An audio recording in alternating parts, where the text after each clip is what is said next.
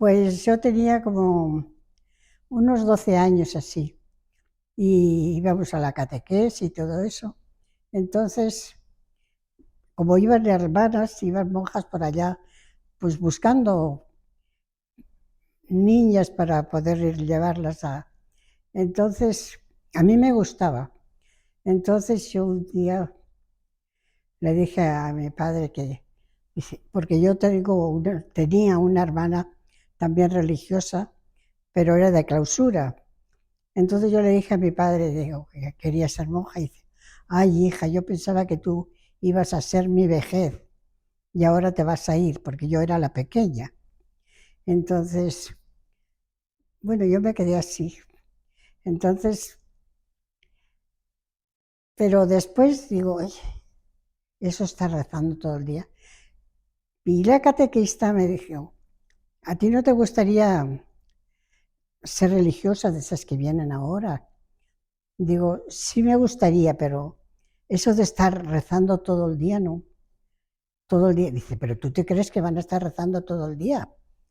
Tendrán que trabajar porque si no, ¿de dónde viene la comida? Entonces eso me fue a mí cavilando, cavilando, y así. Y a los 15 años vinieron unas, ya había venido 2 o 3 veces, vinieron unas hermanas y yo dije que sí, que quería ir. Entonces sí, veníamos entonces, éramos como 8, las niñas que veníamos para...